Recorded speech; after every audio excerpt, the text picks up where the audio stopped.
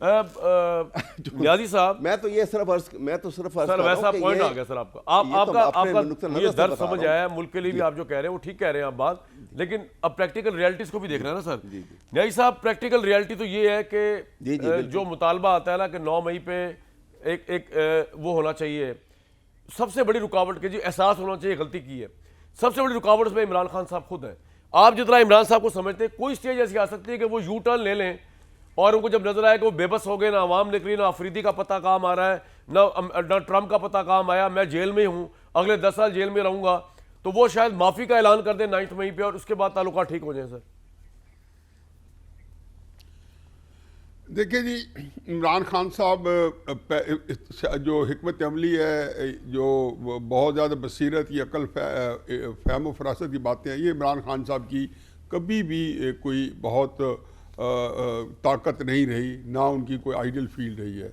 उनकी जो कई जो क्वालिटीज़ हैं या जो उनकी स्ट्रेंथ्स हैं वो और तरफ है, ये इनकी स्ट्रेंथ नहीं है। और फिर वहाँ अकेले हैं, वहाँ पे उनको जो कुछ है उनको अपने दिमाग पे गुजारा करना है और कोई पॉलिसी बनानी है। बदकिस्मती इस वक्त उनके साथ क्या है कि वो एक ऐसी चीज़ों के असीर हैं या उन्हीं के उनके अंदर गिरफ्तार हैं कि जो उनको बहर से डट के खड़ा है कप्तान जैसे नारे या अवाम उन्नास की जो ख्वाहिशात हैं, बजाय इसके कि वो लोगों को अपने पीछे लगाते, इस वक्त वो लोगों के पीछे लगे। उनका ख्याल है कि लोग जो तवक्कुआत कर रहे हैं बस अंधाधुंध वो उसको फॉलो कर रहे हैं और उनके इसके अलावा उनके सामने जो कुछ सामने आ रहा है वो यही समझ रहे हैं कि जो मैं बातें कर रहा हूँ जिससे शायद मेरी मकबूलियत बढ़ रही है, लोगों का मेरे पे एतमाद बढ़ रहा है, डट के खड़ा है कप्तान का जो नारा है उसमें मजीद ताकत आ रही है। और जो तो अंधे को नजर आ रहा है कि कप्तान तो बेचारा खड़ा हुआ डट के, अवाम पीछे कोई नहीं जिसकी बुनियाद पर डट के खड़ा हो, तो इमरान खान को नजर नहीं आ रही है बात? नहीं, ये तो ये मेरा वक्त की बात है। सिर्फ दो बातें अलहदा करें, इमरान खान साहब के एहतजाज कितने कामयाब हुए हैं, नाकाम हुए, उसको अलहदा करें, और इमरान खान साहब की इस वक्त पॉलिटिकल ताकत करें। इस वक्त पूरे पाकिस्तान के अंदर मेरा ख्याल है कि बड़ी ज़्यादती होगी मैं ये कहूँ कि उनकी ताकत जो है उसको मैं अंडर एस्टिमेट करूँ या उसका पूरा जो है एस्टिमेट ना लगाऊँ। इस वक्त पाकिस्तान के अंदर दो ताकतें हैं, एक हमारी ऑर्गेनाइज ताकत है, मुनज़्ज़म ताकत, और एक अवाम की ताकत है। अवाम की ताकत वट एवर इनको ये कहें कि बाहर निकलती है नहीं निकलती, लेकिन इस वक्त अवाम उन्नास जो है हर तरफ, वो कहते हैं ना कि एक मैंने कॉलम लिखा कि ये तीन चीज़ होती है कि सल्तनत के पास, एक ख़जाना, एक लश्कर और एक खलकत। खलकत अवाम के पास है, लश्कर और ख़जाना जो हुकूमत के पास है, बस। और ये एक ऐसी चीज़ है कि इसमें आप ये देखें कि तो आप कह रहे हैं कभी भी कुछ हो सकता है तो अवाम आ सकती है बिफर के बाहर इमरान के लिए, आप ये कह रहे हैं? वो तो आ सकती है और ना भी आए तो भी इस तरीके का काम चलेगा नहीं, क्योंकि उसका आपके मुल्क के अंदर क्राइसिस क्या है, आपके अंदर जब अदम इस्तेहकाम कहते हैं, क्या कहते हैं, क्या कोई अदम इस्तेहकाम में ये है कि हुकूमत कोई इस वक्त कोई बाहर को लोग जलूस निकाल के फिर रहे हैं? जब ख्वाजा आसिफ साहब कहते हैं कि हमने अपना सियासी असासा दिया है, या मुस्लिम नून के और अहम लोग कहते हैं, या डार साहब से ही मैंने सुना है कि हमने अपनी सियासत कुर्बान करके मुल्क बचा रहे, मतलब उनका यह है कि अवाम उन्नास के अंदर जो हमारा असर सूख है वो कम हो गया है, क्योंकि उनका सियासी सियासत तो सियासतदानों का अवाम होता है। इस वक्त कहने का मकसद यह है कि जो लोग हैं वो एक तरफ खड़े हैं, बैन निकले ना निकले, लेकिन ये सवाल इस हुकूमत के ऊपर से होता रहेगा, चाहे ये 20 साल पूरे कर जाएंगे, ये टाइम पूरा करेंगे नहीं करेंगे। आपने कहा नहीं 2030 तक तो कायम है, फिर मैं मान गया कि 2030, अभी आपने कहा अभी अपने इंट्रो में कि 2030 तक ये निज़ाम कायम है, चलो मैं मान गया। इसका मतलब है कि 2030 के बाद फिर हम पाकिस्तान को नए सिरे से स्टार्ट करेंगे, फिर 0 पॉइंट पे सारी कौम खड़ी हो जाएगी। यही मसला है। क्या ट्रंप के बारे में, मोदी के बारे में, शी जिनपिंग के बारे में या मोहम्मद बिन सलमान के बारे में सवाल है कि वो टाइम पूरा करेंगे या नहीं करेंगे? भले से कल उतर जाए, कल इम्पीच हो जाए ट्रंप, अमेरिका में इम्पीचमेंट होती है ना, हो जाए, लेकिन ये सवाल नहीं है कि टाइम पूरा करेगा। यहाँ नवाज शरीफ साहब बनते हैं, इमरान खान साहब बनते हैं, शहबाज शरीफ साहब बनते हैं। मैं तो एक जब जो खुशी गमी पे जाते हैं जहाँ पे हर तरह क्राउड होता है, एक ही सवाल होता है, एक हुकूमत टाइम पूरा करेगी, ये निज़ाम चल पाएगा?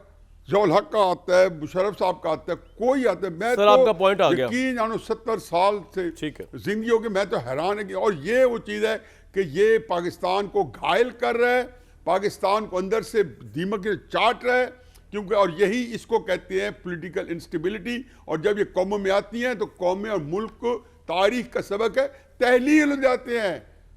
अनटेनेबल है, ये दिफा नहीं करते इसके इमरान खान साहब से या फील्ड मार्शल साहब से या शहबाज शरीफ साहब से कोई तल्लुक नहीं है। सही पॉइंट आ गया सर आपका।